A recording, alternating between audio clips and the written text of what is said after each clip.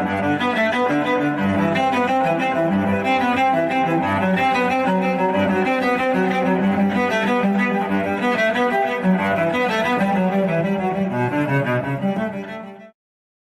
everyone, investment scams rampant. Please vigilant and discerning. Do not trust information from unknown sources. Please make sure recognize 2 official Capital Securities community, Facebook, Capital Securities, YouTube, Capital Wealth Insights. Hello everyone, welcome to Quinn Good Night. Today is Friday, March 13th. I'm analyst Zhang Juda. Please remember to like, subscribe, and share for us. If you have any investment questions, feel free to leave me a comment. If I don't have time to answer today, I might get back to you next Monday when I'm on site in Kaohsiung. So first, please check if the audio and video are working properly. When I started the live stream just now, I noticed there was a slight lag, so I'm not sure if everything is coming through clearly for you. If everything's working fine and you can hear and see me, give me a 1 in the chat. Good evening, everyone. I see Hui Huan Huan is online. Hello. Good evening, Mei Daizi. Also, Fade Day Yu. And who else? 6P. Good evening. LSF. Good evening to you, too. Good evening, Xiao Maolu. And good evening to everyone else as well. All right, okay, then let's get into today's investment focus.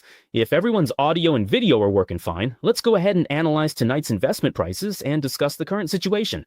Yes, happy weekend. Okay, I see. Shai, good evening. Okay, let me check. Okay, Guy, good evening. Good night, Louis Yang. Hello. Okay, great. So let's get started. For today's investment focus, aside from the large amount of data coming out tonight, of course, the main thing the entire market is watching is the overall changes in geopolitical risks. If these geopolitical risks continue to intensify, it will definitely be unfavorable for the stock market, oil prices, and the economy as a whole. Once these geopolitical risks subside, the stock market will finally recover. We're monitoring US-Iran developments closely. While economic data remains key, recent job market numbers have been soft. As for inflation, the data before February, like February's CPI and PPI, or even tonight's release of January's PCE, overall they're all pretty neutral. The real spike in inflation data might not come until the numbers for March are released. So I just wanted to give everyone a quick reminder here. Also, good night to everyone in the Big Mouth Level 4 group, and good evening to Yulan as well.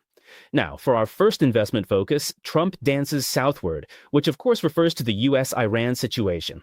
We can see that Iran's president seems unwilling to let go of Trump, and as for Trump, he's actually been getting anxious lately. In his anxious state, you can see he's starting to talk a bit incoherently. What kind of incoherence? How does this relate to our friends in the group? I'll add more on that today. But the real issue goes beyond this. It's also causing oil prices to spike.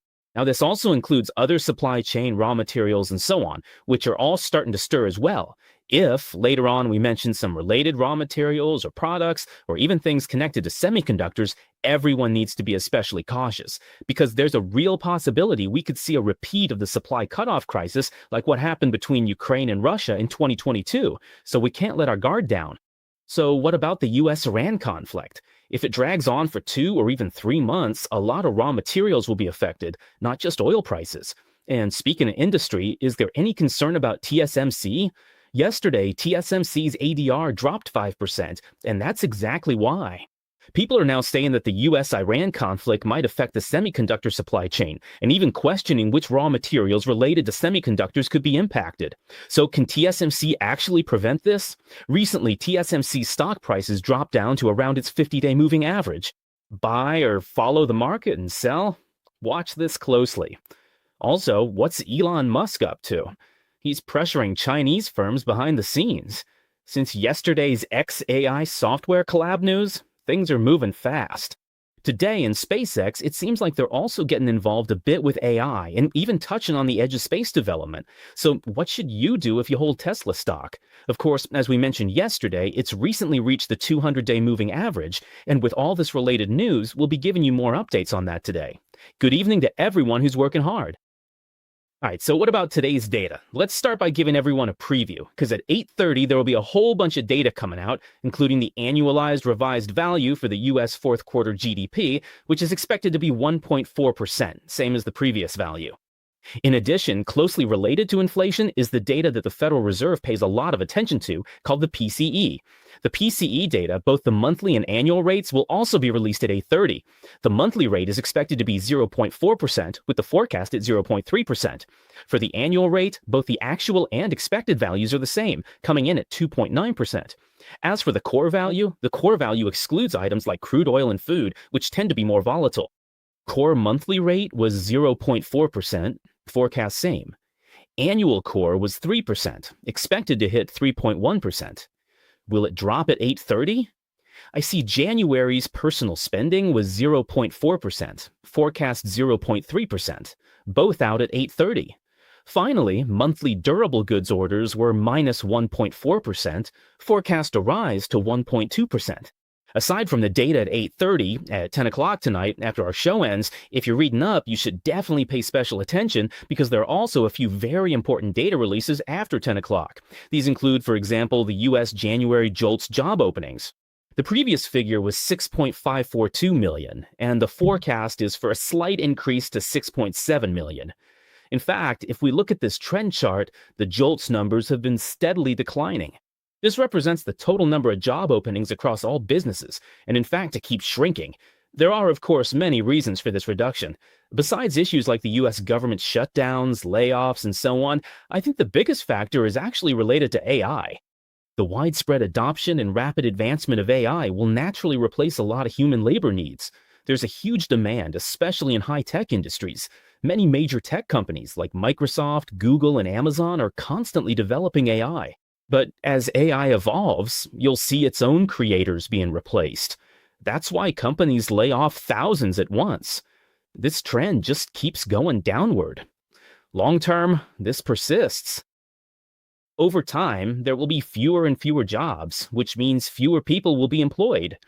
If some people are really laid off, or if companies simply don't fill these vacant positions, it could actually affect future consumer spending. Because when your salary isn't enough to cover your expenses, when there just aren't enough jobs or income opportunities, consumer spending will naturally decline.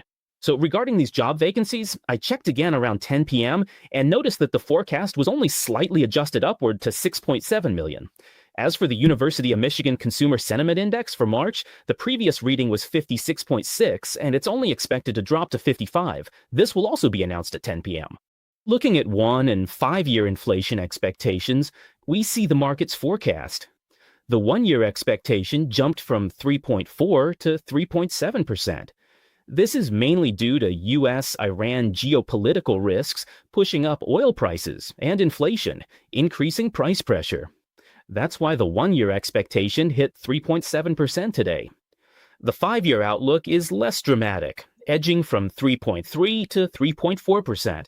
So as you can see, a lot of economic data is being released tonight. Overall, we think that while there's a lot of data, and it is important, it's not extremely critical, but you still can't just ignore it, especially when it comes to things like personal spending figures, durable goods orders, and even the PCE data. These are all quite significant. It's just that right now, everyone's attention is focused on Iran, how the negotiations are going, what the US is doing with airstrikes, what Israel's response will be, that sort of thing. So in the short term, the market's focus isn't really on the economic data. But you shouldn't ignore these numbers either, because once the dust settles on the geopolitical risks, these economic figures will come back into play. It's also part of the bigger picture, and we can't just ignore this issue. Whether the data is good or bad, it will affect the future of the stock market and economic development. So while we need to pay close attention to geopolitical risks, these non-economic factors, in the short term, we also have to keep an eye on the economic data. All right, shout out to Zhao Xiao, Bingguan, Nano, and good evening to everyone, and hello Jin, hello. All right, I hope that if any of you are going to the venue in Kaohsiung this Monday, we can greet each other properly then. Hey Guiye, good evening. So aside from this data, what else? As for the officials, you really need to pay extra close attention. Besides what we've been saying all week about keeping an eye on those loan sharks, you also need to watch out for things like Morgan Stanley and Clevewater. They've been continuously restricting some funds from making withdrawals. Also, Deutsche Bank has issued a warning as well. What are they warning about? They're warning that for their company alone, the amount of insurance related to credit risk is close to $30 billion. This has sparked concerns in the market about credit risk. So just like with economic data, we should keep this in mind for now, in the short term. It might not necessarily be a huge ticking time bomb. But we might say that once the dust settles on the geopolitical risks and everyone gradually feels like, hey, maybe nothing's really happening, and one day it seems like the US and Iran are slowly starting to negotiate again, when that day comes, we don't know if it'll be a week later, a month, 2 months, or even 3 months down the line. We don't know when it'll happen or when it'll end. Keep in mind that as we track economic data, like financial cockroaches, these issues will resurface and take center stage once geopolitical risks cool off. So everyone really needs to be extra careful with your stock positions. In the short term, it's best to avoid financial stocks altogether. Just steer clear of them for now. You can see, for example, that some of the stocks that have dropped the most recently include JP Morgan Chase.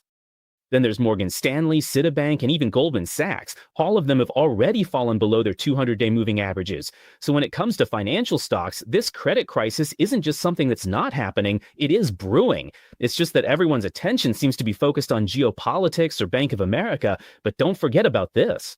In fact, when it comes to stock prices, they've already fallen below the 200-day moving average a while ago. So in the short term, if you're looking at financial stocks, it's best to stay away for now. How far this cockroach problem will spread is still a big question mark. Seriously. All right, and then there's the uncertainty between China and the US. As for the US-China trade war, things seem okay for now. According to Vice Premier He Lifeng from the State Council, on March 14th, which is actually tomorrow, through March 17th, He Lifeng will be heading to France to have some preliminary economic and trade consultations with the US side. The meeting between the two countries' leaders in Busan, South Korea, along with the consensus reached in previous talks, serves as a baseline. So it looks like at the end of March, the Trump-Xi summit, well, the so-called nth Trump-Xi meeting, was originally planned to take place before the Qingming Festival.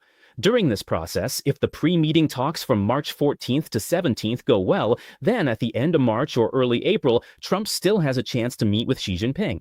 And of course, if they do meet face-to-face, I believe that what they'll discuss isn't just related to the trade war. This round of talks might also touch on the issue of Iran. For sure, they'll bring up the situations involving Iran and Ukraine, especially when it comes to Iran. Iran, to some extent, has closer ties with China and Russia. There are even some rumors that certain shipping groups in the Strait of Hormuz or existing transportation and export arrangements are usually closely connected to China and have a strong relationship with China. So to some extent, if Trump and Xi Jinping reach some kind of under-the-table agreement, maybe Xi Jinping could use his influence to make some statements to Iran. That's why I believe that in this round of US-China trade talks at the end of March, the discussions might not be limited to just economic and trade issues. When it comes to Iran, the US-Iran conflict will also be treated as an important factor in the negotiations. All right, good evening to the police station, hello, and good evening to Michelin as well. Now, besides that, let's talk about why Trump is getting more and more anxious, why he's finding himself in a situation that's hard to get out of and is starting to sound incoherent. There are reasons for this. Hasn't the price of oil been skyrocketing lately? Yesterday, we saw it hit $80,000, and today, Brent crude has already surged to $100. As for West Texas Intermediate, or US crude, it's also shot up to $97, $98. Basically, the price surge is really intense, almost hitting triple digits. The higher the prices surge, the greater the inflationary pressure, and the more anxious people become. The more anxious people are, the higher prices go, and consumer spending will drop, which in turn leads to an economic downturn, and companies will also cut back on their spending. Why? Because interest rates might keep rising, and there's no guarantee there will be any rate cuts.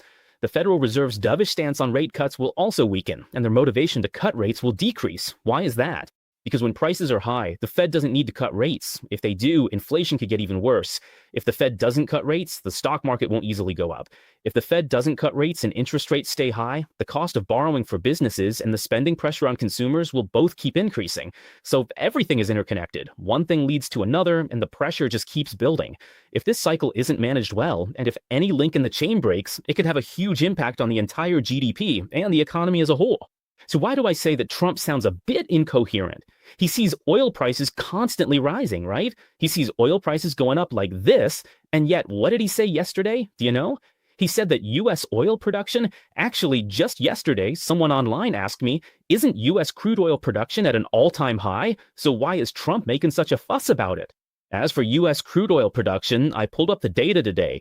U.S. crude oil production is number one in the world, producing about 13.6 to 13.7 million barrels per day, every single day. That's the largest in the world. For comparison, Saudi Arabia produces about 9 to 10 million barrels per day, and the entire OPEC organization produces about 28.45 million barrels per day. Now, if you add OPEC Plus, which is the OPEC organization plus the non-OPEC countries that are part of the OPEC Plus group, they produce about 45 million barrels per day. So honestly, their output is already quite significant. OPEC alone already accounts for more than 1/3 of the world's daily oil production. That's a huge amount. And then the US is actually the largest producer, number one in the world, producing 13.7 million barrels a day. That's a massive output, the largest globally. So when oil prices go up, you might think the US is making a killing, right? But actually, that's not the case. Why is that? Because while the US is the world's largest oil producer, it's also the world's largest consumer. Every day, the US needs to consume 21 million barrels of oil. So if you do the math, the US produces 13.7 million barrels a day, but domestic demand is 21 million barrels a day. Whether it's gasoline, diesel, or other products, it's the same story.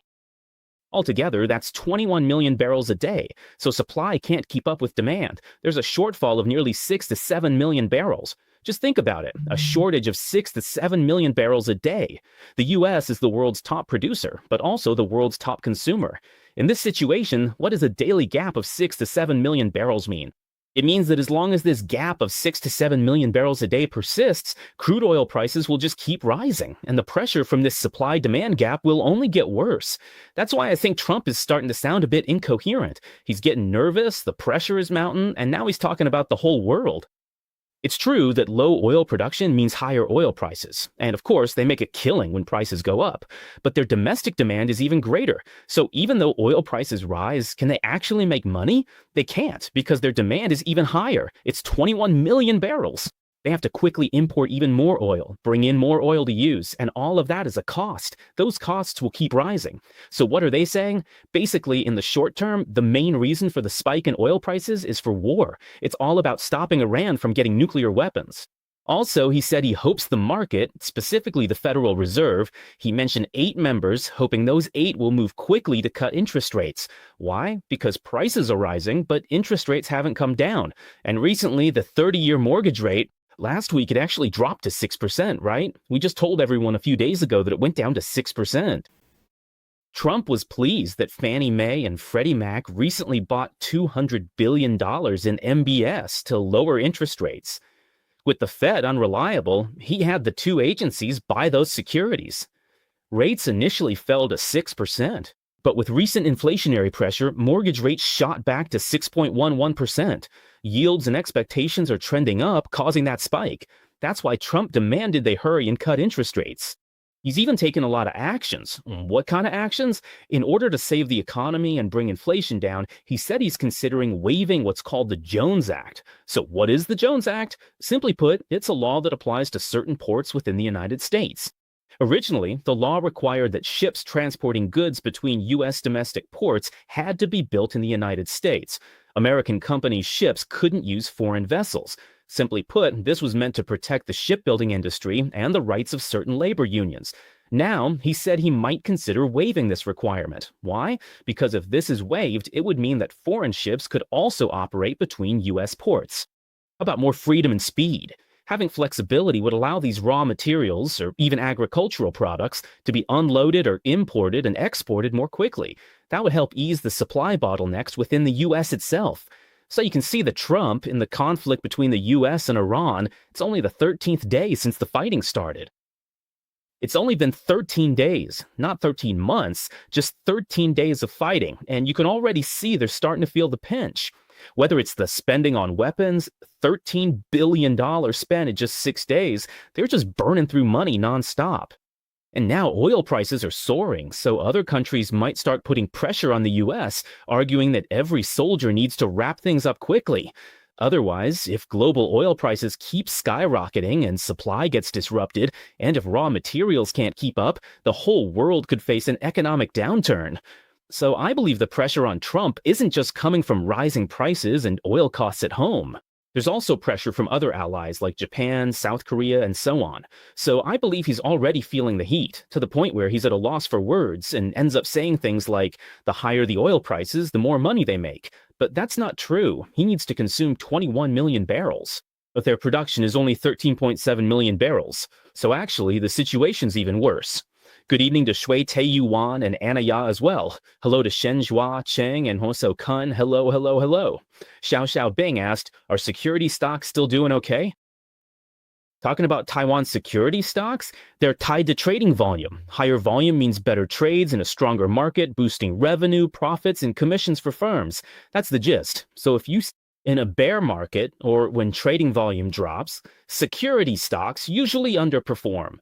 But when they do well, like our equity securities over the last year or two, the market is strong, with trading volumes hitting 800 billion to over $1 trillion. That's positive for security stocks. Regarding Trump, he's under heavy pressure. We must watch if that pressure forces a troop withdrawal with Israel. It's something to keep an eye on. The longer he holds out, the longer this drags on. Iran's continued regional trouble may not benefit the U.S. Currently, the 10-year Treasury yield hit 4.27%. Rates spiked, and expected rate cuts dropped from 1.2 times yesterday to just 0.7 now. Not even a single rate cut is expected now. Originally, everyone was hoping that there might be a rate cut in the first half of this year, and maybe another one in the second half. So whether it was the first half, the second half, or both, the initial forecast for the whole year was for 2 rate cuts. But now, looking at the overall market sentiment, if inflation keeps surging, we might not even get 1 rate cut. So this situation is also going to put a certain amount of pressure on the stock market and the economy. Like in the US is making a killing on shale oil, really raking it in. But there's just not enough supply to meet demand. Right now, it's just a supply shortage. All right, wishing everyone a happy White Day tomorrow. No, thank you so much. Yes, tomorrow is White Day. Hey, Emily, good evening. Everyone can also go celebrate White Day. I remember there used to be this tradition, like February 14th is Western Valentine's Day, right? So why did March 14th become White Day? If I remember correctly, what was the reason for it? You know, like, for example, on February 14th, Valentine's Day is for couples, like boyfriends and girlfriends or husbands and wives. Actually, the whole thing was invented by businesses to make money. So on that day, you might buy flowers, go out to eat, give chocolates, basically all kinds of things under different names. It was all thought up by businesses, right? So when Valentine's Day came about, couples would celebrate together, celebrate their love, right?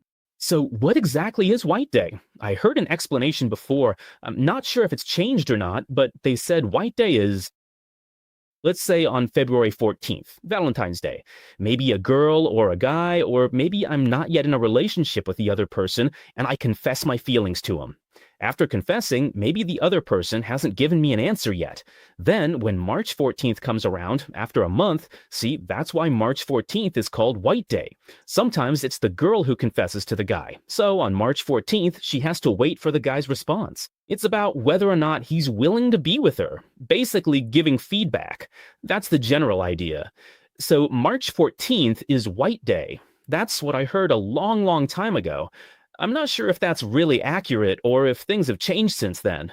Anyway, February 14th is for couples to be together, and March 14th is for people who confess their feelings. It's when you get your answer, something like that. So tomorrow, March 14th, is White Day. Whether you're in a relationship or not, I wish everyone happiness every day. Anyway, on Monday, March 16th, I'll be in Kayong to chat with everyone in person. Okay, now let's take a look at the U.S. Secretary of Energy and Becent. Some say holidays are just business tactics. Before, there was no Singles Day, then they added Double 12. They keep inventing more. Why not make August 8th the festival for the number 8, or use 9 for the Double 9th festival? August 8th could be Father's Day, and the Double 9th follows that same logic. And then October 10th, Double 10, October 10th is National Day, right? There are so many of these things. Then November 11th, oh, Singles Day. There are just so many of these holidays. Oh, and White Day, that's when guys give return gifts, right? Oh, I think that's how it goes. That's what I heard before, too, that on White Day, guys give return gifts, and on Valentine's Day, girls confess. So So let's say, hypothetically, on March 14th, if you happen to have someone you like, whether it's a guy or a girl, it doesn't matter, and if on March 14th they don't give you a return gift, that's okay. Just keep coming to listen to Teacher Jang's classes, all right? That's pretty much it. Anyway, I think relationships are just hard to predict. Sometimes, when the timing's right, things just fall into place naturally. If the timing isn't right, then just let things happen as they will. Don't force it too much. Sometimes fruit that's forced to ripen doesn't taste sweet. That's basically the idea. Now, here's the important part about the US Secretary of Energy and Treasury Secretary Bessent. He actually admitted it himself. Remember how everyone was saying that the US Navy was going to escort these oil tankers through the Strait of Hormuz, right? They were so confident, saying, wow, as soon as a missile comes, I'll just shoot down Iran's missiles. What about the US military? Trump said, sail through the Strait of Hormuz. Charge ahead. We'll protect you. But it was all empty talk. What did the Secretary of Energy say to Bessent? Right now, the US Navy simply can't provide escort services. There's just no way to provide protection. If military conditions allow in the future, it might be possible by the end of this month, but that means everything Trump said before was just talk. Don't worry, everyone, this just isn't happening. He said that if military conditions allow, it could be done. In other words, do military conditions allow it right now? No, they don't. The current military situation still doesn't allow it. It's still very dangerous. That's why a lot of ships still don't dare to go, even though people say Trump talked about having escort ships and extra insurance. But honestly, there isn't a single country or a single ship rushing over there. Why? Because just yesterday, there were reports about 4 ships from Thailand, Japan, the Marshall Islands, and Liberia. So in the Strait of Hormuz, they were hit. Interestingly enough, he said they were attacked by unidentified projectiles, and the extent of the damage varies. I also don't really understand what unidentified projectiles are supposed to mean. If it's a missile, just call it a missile. A missile is an attack, right? But unidentified projectiles? Like you see something following a parabolic trajectory. A projectile. Do you get what I mean? Are you saying Iran is throwing rocks at those tankers or something? Otherwise, why would it follow a parabolic trajectory? Or are they throwing eggs or something? I really don't get it. So when they say unidentified projectiles, I have no idea what that means. Are they talking about grenades or what? Who knows? Anyway, Iran keeps up these attacks in the Strait of Hormuz, whether it's with speedboats, rocket launchers, or all sorts of weird hit-and-run tactics. Attacks on ships just keep happening one after another. Given the situation, no ships risk passing through the strait, so when will it be possible to get through? Once the military situation truly meets the necessary conditions, I believe Energy Minister Vicente, or even Trump, will be the first to announce that we've successfully escorted a ship through. Until then, the geopolitical risks are still highly unpredictable, in my opinion. Now, as for Israel, Israel is still being extremely tough, really, really tough in its statements. Not only does he want to target Iran's nuclear scientists, but he even wants to carry out a decapitation operation against the new leader. What's his name? Mujtaba. In any case, they're still taking a hardline stance, so Israel remains tough as nails. As for the US, Trump hasn't completely said they're pulling out troops either. He hasn't. Anyway, let's just wait and see what happens. As for their new leader, Mujtaba, he's extremely tough. Mujtaba, well, he said he doesn't give up. He just tries to create chaos because he benefits when the world is unstable. While every mayor hopes to avoid a recession, a sudden spike in oil prices makes life difficult for everyone. Interestingly, the Strait of Hormuz handles 20% of the world's crude oil supply. All Persian Gulf countries must use this route, making it a critical choke point for the global economy. So if 20% of their crude oil gets stuck there, right, they have to cut production, otherwise they simply can't export it. So who takes the hit and who benefits? Iran still benefits because they have those shadow fleets, maybe working with Russia or using those old ships with disguised exteriors that are hard to identify from the outside. Right now, who's the only one able to get their oil out through the Strait of Hormuz? It's Iran ships. Only Iranian ships can come and go freely like that, so their crude oil production hasn't gone down. In fact, it's actually increased. Why? Because only Iran ships have the guts to do it. Iran sails right out, but others must take a U-shaped route from the Persian Gulf, through the Strait of Hormuz to the Gulf of Oman, the Arabian Sea, and the Indian Ocean. No other country can get their ships out. But what about Iran? They can do it. That's why Iran hopes for global chaos. The better for them. As chaos grows, the US and Israel get scared and might retreat. Meanwhile, Iran profits from oil, controls the Strait of Hormuz, and the world stays focused on them. That's the current situation. So what did Mojtaba say? The Strait of Hormuz, he'll keep threatening to close it, using it as the main tool to pressure the US and Israel. So, like we say, if you want to strike a snake, you go for its vital spot, right? Where's that vital spot? It's the Strait of Hormuz. If you really strike there, the US, Israel, and all the other Gulf and Asian countries will be in trouble. They'll all be affected. He even said that if necessary, they'll open up new fronts in the Middle East. All of you, whether it's the Arab countries, Jordan, Syria, all those different countries, even Italy, the UAE, your US military bases will all have to shut down. Otherwise, you'll be attacked. And then what? He said something about making war reparations with the enemy. If you don't pay me, then I'll start targeting some of your assets, hitting your assets in a way that's equal in value.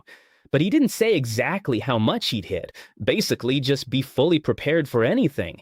He also mentioned that if there's coordination with the Iranian Navy, then some ships would be allowed to pass through the strait. But he didn't specify which countries. Was it India? There are rumors that India has 2 ships there. Rumors say 2 Indian ships passed, but Mujtaba denied it. Rumors also mention Chinese ships, but Mujtaba hasn't confirmed those either. That's the situation. Regarding this scorched earth strategy, what happens next? The goal is to drag down the economy and hike oil prices, the best way to force a US withdrawal. That's really all Iran can do. No other options remain. They can't win with weaponry since their radar and bases are destroyed. Iran's only move now is laying mines in the Strait of Hormuz and using guerrilla tactics to deter cargo ships. They can only counter US pressure economically by manipulating oil prices.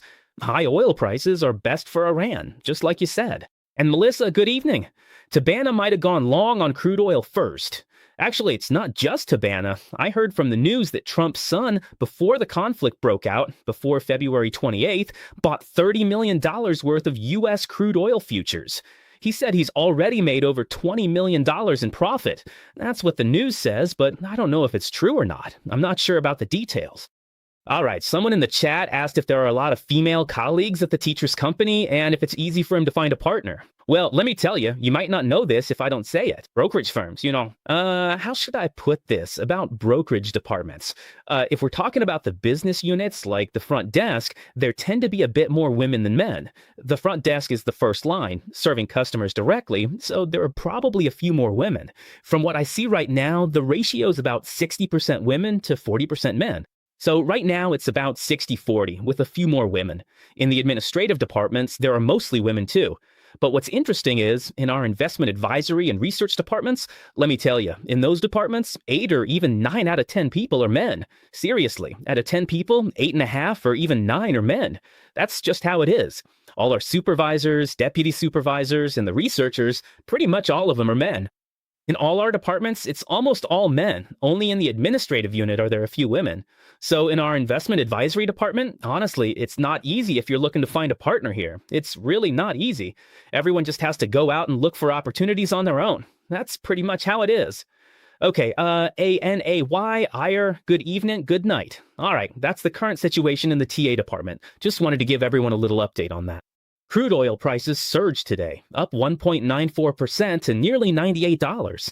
U.S. oil prices keep climbing, and as they do, remember that surging prices are bad for the economy. It's bad for stocks, too. Wait for U.S.-Iran tensions to cool. Without easing, oil prices won't fall. Once they do, the economy stabilizes, inflation drops, and the Fed can cut rates. The stock market will go up, so it's all connected. One thing leads to another. So everyone just needs to wait patiently, wait and wait some more. Don't rush in to buy the dip or make reckless moves, and don't let your trading positions get too big or your leverage get too high. Why is that? Because right now the trend is still unclear. Everything is uncertain. So the price of the US dollar is still pretty high at the moment, so there's no need to be overly aggressive with buying. Just wait patiently and hold on to your cash. But do you know what the benefit of holding more cash is? What's the advantage of keeping more cash on hand? There are a lot of great companies out there, companies with strong fundamentals and competitive advantages.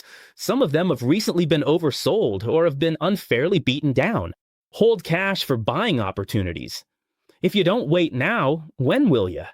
For example, when the Taiwan stock market peaked at 36,000, buying then was chasing highs.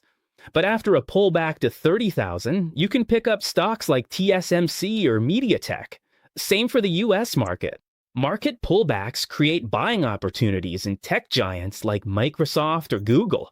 These are solid companies.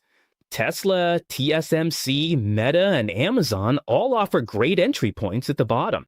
Even better, it's prime time for bargains. Company fundamentals remain solid, but despite non-economic impacts, these oversold opportunities are like gifts from above. You just need to be patient and wait for them. Wait for the dust to settle and things to stabilize. Don't rush in or try to catch a falling knife. If you try to grab it as it drops, you'll just get hurt. So let it hit the ground first.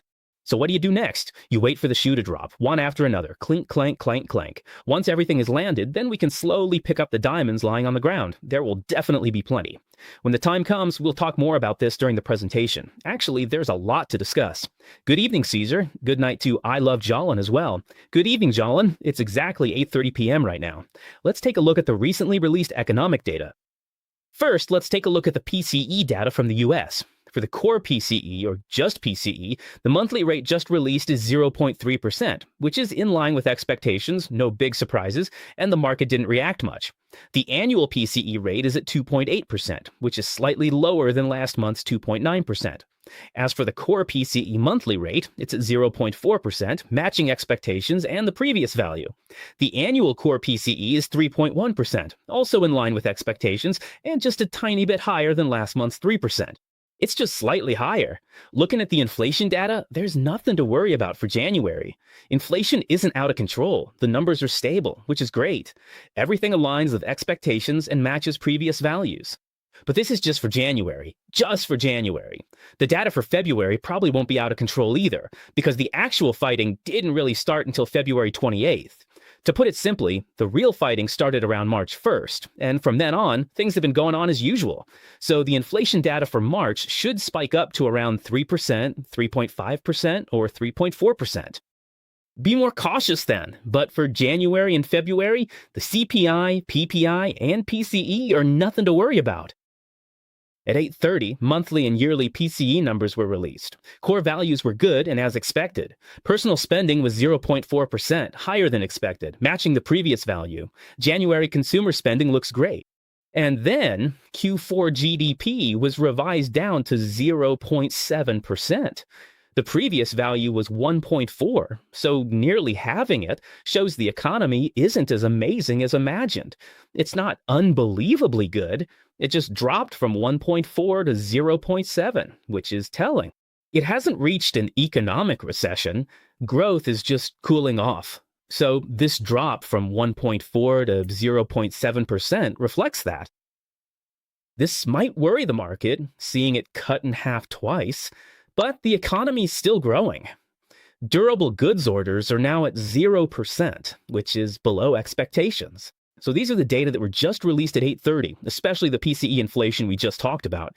There's no need to worry. It's not out of control because that's January's data. And as for personal spending, it's also in line with market expectations. In fact, it's even a bit better, coming in 0.1% higher than expected. The only thing really worth noting is that the revised GDP for the fourth quarter was cut in half, dropping from 1.4% to 0.7%. So that's a quick update on the relevant data for everyone. All right, next month's data will probably be different. The Javelin data for next month should be fine. Basically, if the data is released in March, it will be for February, and the February CPI data hasn't changed at all. As long as you look at the February inflation data now, there's really no difference. There's nothing different about it. There's no impact on February's data. February's data usually starts getting released around mid-March, and will generally be announced before mid-March. Things like CPI and PPI, and then in the latter part of March, toward the end of the month, data like PCE will be released. That's basically how it goes. The data that will really have an impact, I think, will come in April when they release the numbers for March.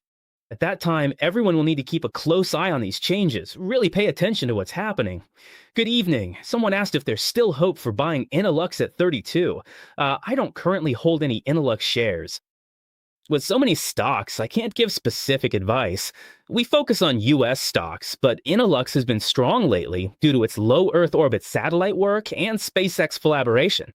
Something like fan-out packaging, or whatever it's called in English, something LD or maybe LP or PLP, I can never remember the exact term. Anyway, I know it's related to fan-out packaging, and they've received orders for that, so that's why there's been a lot of buzz about them lately. It's already up a lot, so don't chase it here. If you bought at 32, it might offer another chance after some volatility. It could go higher, but avoid chasing.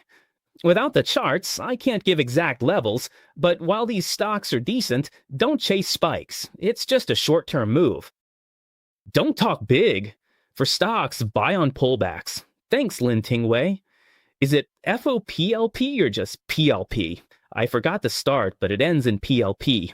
Williams traumatized. Yeah, that's pretty much it. Okay, after we finish going over the data with everyone today, let's take a look at a few key points. Has TSMC actually been affected or not? This is a major focus and concern for both markets, because yesterday TSMC's ADR dropped 5%.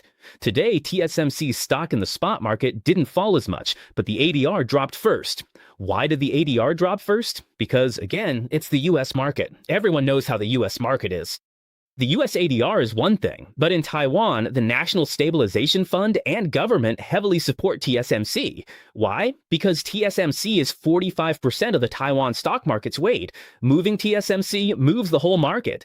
Basically, every time TSMC rises $1, the index goes up by 8 points. So every time it moves $10, the index rises by 80 points. That's why in Taiwan, it's easy to manipulate TSMC and make the index look good.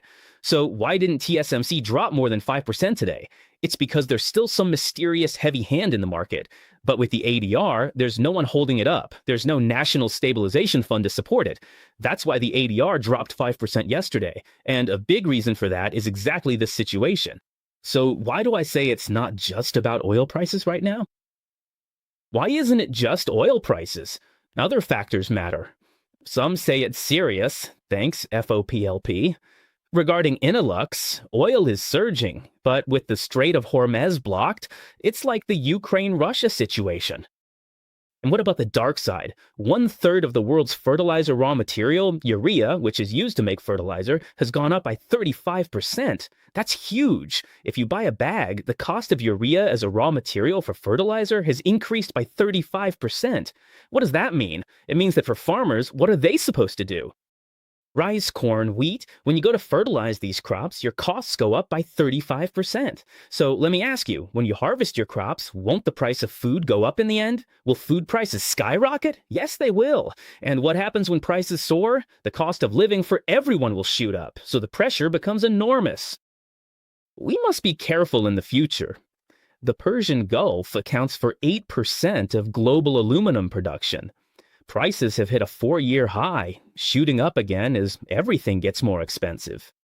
The most important thing here is Qatar. Didn't we mention before that Qatar and the UAE produce something? Wasn't it natural gas? 20% of the world's LNG, that's liquefied natural gas, is related to Qatar's production. Now Qatar has suspended production. Because Qatar was attacked, they've halted production. So 20% of the world's LNG supply has been completely cut off. Right now, the price of natural gas is going to go up. It's going to get more expensive. Besides natural gas, what else can you extract from it? Well, you can extract helium. Helium isn't just used to fill balloons. Yeah, those rainbow balloons, party balloons, they use helium. That's right, helium is really important for balloons. As for helium, Qatar accounts for 30% of the world's helium supply, 30% globally, which is really high right now. Why did production stop? Because of attacks. And why is helium so important? Because globally, it's one of the key gases used in semiconductors. In semiconductor manufacturing, helium is needed to cool silicon wafers, for low-temperature annealing and advanced processes, and even in the wafer transfer process. Basically, all these steps require helium, so helium just can't be replaced. So what happens if the supply of this stuff gets cut off? The semiconductor industry, semiconductor manufacturing, and production volumes would all drop because Qatar accounts for 30% of the world's helium supply. So if this supply gets affected, why would it be affected? Yesterday, TSMC's ADR dropped 5% because of this issue. People are worried that if Qatar's helium production stops, it could impact the semiconductor industry. That could mean lower revenue and profits for semiconductor companies. Especially for South Korea, nearly 65% of their helium comes from Qatar. That's a really high percentage, 65%. South Korea has companies like Samsung, SK Hynix, and others. If any of them go down, it would be a huge problem. 90% of chlorine is used in circuit manufacturing. Chlorine is toxic. If it's under high temperature and pressure, it's highly corrosive, can damage your eyes and skin, and is extremely poisonous. It's extremely poisonous, but in circuit manufacturing, bromine is also needed, and 90% of the world's bromine comes from Israel. So what's going on with Israel now? Israel is at war. Israel is at war, and if they suddenly cut off supply, 90% of the bromine, that's the element pronounced like bromine, the one that sounds like nose in Chinese, would be gone. 65% of South Korea's helium comes from Qatar, and 90% from Israel. If one link breaks, the chain collapses. Will it happen now? No need to worry yet. They have basic reserves on hand. And then you might ask, will TSMC drop 5% because of this issue and then suddenly crash with TSMC going under? That won't happen either. Let me tell you why. TSMC holds nearly 67% of the global market share. All the high-end, cutting-edge semiconductor assets rely on TSMC, not Samsung and not Intel. For TSMC, orders are secured 6 months out. Regardless of capital expenditure or new demand, they always see orders for the next half year, allowing them to lock in that revenue in advance. Once they secure an order and confirm it, that's when they start preparing the related 2nm or 3nm products, so that 6 months later, they're ready to manufacture and deliver to these companies. It doesn't matter if it's for NVIDIA, Intel, Apple, or AMD, the process is the same for all of them. They start only after order confirmation and payment. Then production begins. This barely impacts semiconductors or TSMC. Regarding the silicon shield, 70% depends on them. For advanced processes, like after 2nm, 1.6nm, and even more cutting-edge nodes, all of these rely on TSMC. So even if TSMC is affected, let's say there's a shortage of helium or a disruption in raw material supply, it might have some short-term impact. They have to raise costs, but you might ask, will downstream clients or customers be willing to pay for it? They definitely will. They have no choice. If you want to develop AI, if you want to use high-quality chips, you have to rely entirely on TSMC. So first of all, TSMC has some basic reserves, so there's no need to worry. Next, TSMC has the ability to pass those costs on to its customers, so everyone shouldn't be overly pessimistic and think, wow, TSMC dropped 5%. Does that mean they're going to cut off supply or break the supply chain? Not at all. TSMC's strength is exactly that. It has the opportunity and the ability to pass those costs on to its customers. Of course, in the short term, there are concerns about a shortage of fertilizer urea and worries about disruptions in industrial gases. I've listed related companies below for you to check out. For example, those in fertilizers, organic phosphorus, and urea, like CF, MOS, and IPI, all surged yesterday. You should take a look at them, as raw materials saw big increases. For industrial gases, check out Lin and APD, which is a major chemical manufacturing company. So APD and Lin are related to industrial gases. So if you're really looking to make a short-term move or want to keep an eye on something, you can focus on these 5 companies. As long as the strait is blocked, all these things will be in short supply, short supply, short supply. Industrial gases for industrial use are in short supply, and raw materials for fertilizers are also lacking. So these companies still have room to go up further. Let me say it again. CF, NO, SIP, and the gas-related companies Lin and APD. So I'm sharing this information with everyone. The cost gets passed on to the consumers, so in the end, the consumers are the ones who suffer. Consumers have to eat and buy. Someone asked if Google is a good buy. It recently surged and is now pulling back.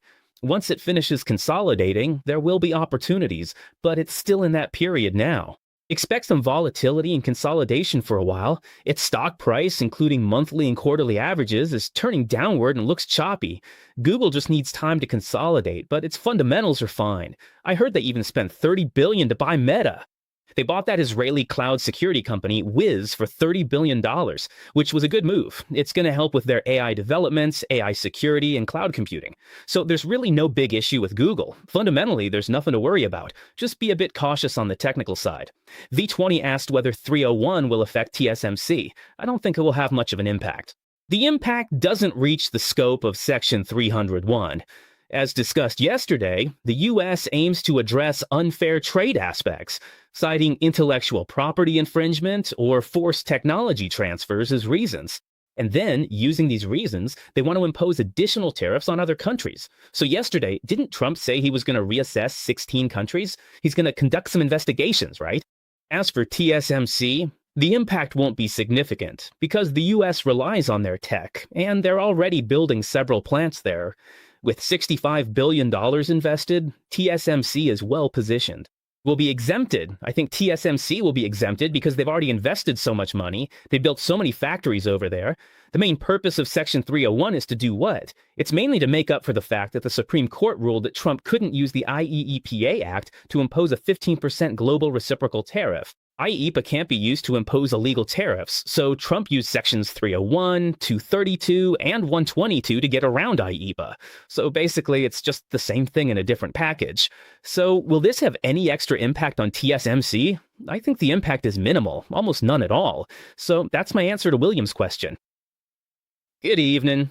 If things get too expensive, consumers won't afford them. Honestly, many things are too pricey lately.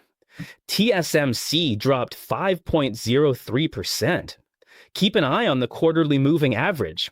If TSMC stays below it, it'll pull back to the blue neckline. Right now, TSMC is more in a correction phase after a big rally. There's some concerns about the Middle East situation, and people have some doubts because of that. Honestly, though, its fundamentals are still very strong. So all we can do is let the non-economic factors play out and let the market fluctuate because of them. After all the volatility settles down, I think in the end it will still return to the path it should be on. So we just have to wait patiently, wait for it to stop falling, wait for it to stabilize. That's basically how it is. Why is SNR's financial report so different from last year's? I haven't followed up on SNR's financials yet. Is this SNR? SNR, that small nuclear power plant company or something? I'm not sure if I'm remembering this correctly. Microsoft is launching Copilot Health, a new health assistant. US users can now upload their medical records directly to wearables like smartwatches. Like, what's it called? Apple's Apple Watch or other smart health devices? Those kinds of data, you can upload them to the cloud. After they're in the cloud, this Copilot Health Assistant will help you make plans, check your health status, and suggest what kind of training or activities you should do. This is kind of like VIP-level medical information and diagnostics. Now, what do they say? They claim that the uploaded data will be encrypted and won't be used to train AI. Honestly, I don't really buy it. I don't really believe they won't use this medical data to train AI.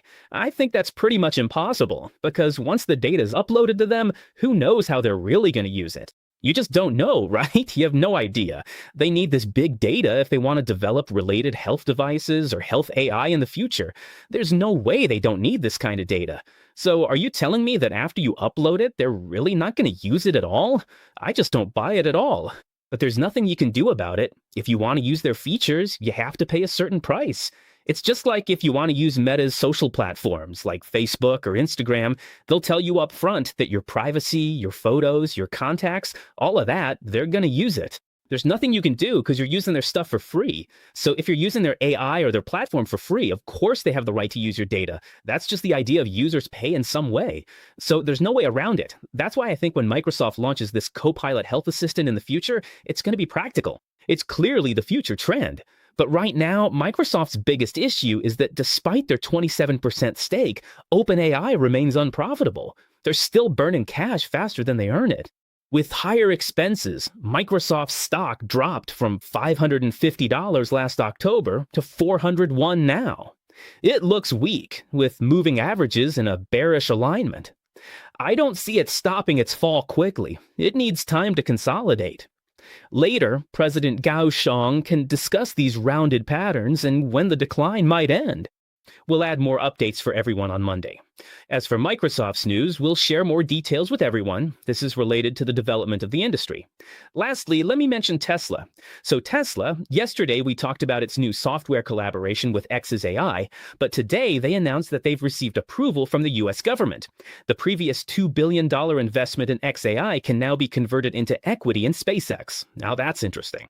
Even though the stake is less than 1%, $20 billion for less than 1% of the shares, still, just having a little piece of SpaceX's IPO action makes people feel like, hey, maybe Tesla has a few more tricks up its sleeve.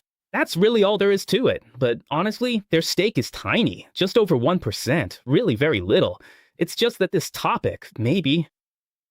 In the future, when SpaceX goes public, this will also be used as a talking point to stir things up. Also, Tesla has received regulatory approval from the UK energy authorities to sell electricity there. So, all in all, Elon Musk and Tesla are quietly making moves behind the scenes. Stock-wise, it's still bottoming out, dropping another 3.1% yesterday. Luckily, it's holding above the 200-day MA and neckline. Let it consolidate for now. Once it stabilizes, it could really take off. Fundamentals are solid, with plenty of catalysts like FSD, robotics, Starlink, SpaceX, and AI. Anyway, there are so many things to talk about, you could go on forever. So right now, we just have to wait for the technicals and let it stabilize a bit. As for US stocks that are up in pre-market trading, the biggest gainer is Mosaic Company. Mosaic is the one I just mentioned, NOS, the company that makes fertilizers. It's up 3.22% in pre-market trading. Then there's Coinbase, the Bitcoin exchange, which is up 2.93% to $198. Also, CF Industries, which is another fertilizer company, is up 1.51% in pre-market as well. All right, so besides Coinbase, Robinhood is also up about 1% in pre-market trading. Best Buy is also up around 1%. Basically, these are just small gains and losses. Then there's Air Products and Chemicals, APD, which we just mentioned. It's also up about 0.7% in pre-market. On the downside, Ulta Beauty is down 8.45% because its earnings report fell short of expectations. And then there's Adobe. Adobe's also down 8% in pre-market trading. Why? Because their CEO is stepping down. People are worried since this CEO has been in charge for over a decade, and if there's a leadership change, will Adobe be able to keep up with the global AI trend? That's what everyone is concerned about. With the CEO stepping down, Adobe fell 8% pre-market. Ulta Beauty dropped 8.5% on poor earnings. Meta, Applied Materials, Coca-Cola, and Amphenol also slipped. They also dropped about 0.8% to 1% in pre-market trading. So overall, it looks like the US stock market today is still experiencing small ups and downs. The volatility and risk are still pretty high, so everyone should be a bit cautious. Yesterday, momentum dropped about 1.561%. We should wait for a pullback to the 200-day moving average to test its support strength. Meanwhile, semiconductors failed to hold the 50-day moving average for a second day and hasn't reclaimed that level or the military line. Yesterday, it continued to plunge, dropping another 3.43%. Pay a bit of attention here. TSMC, for example, fell by 5%, so the pressure is still pretty significant. On the other hand, the Magnificent Seven are doing okay. They're still holding above the 200-day moving average. As long as they can maintain that support, once the geopolitical risks settle down, the Magnificent Seven still have a chance to make a comeback. So overall, I think right now it's about trading time for space and patiently waiting to see if there's any glimmer of hope in the US-Iran situation. As long as oil prices don't surge again, the stock market will still have its day to shine. On the flip side, if oil prices stay stubbornly high, then when it comes to trading in the second quarter, everyone should take a more cautious approach. That's all for the cycle-related content, bringing you the latest updates before the US stock market opens. When class is over, don't forget to like, subscribe, and share. Finally, I wish you all smooth trading, and I'll see you next week. Our company has no improper financial interests in the individual securities recommended or analyzed. The information in this program is for reference only. Investors should make independent judgments, evaluate carefully, and bear their own investment risks. If you don't want to miss the latest market updates, be sure to turn on the notification bell and hit subscribe. In addition, we have plenty of great video content on both Facebook and YouTube. Don't miss out.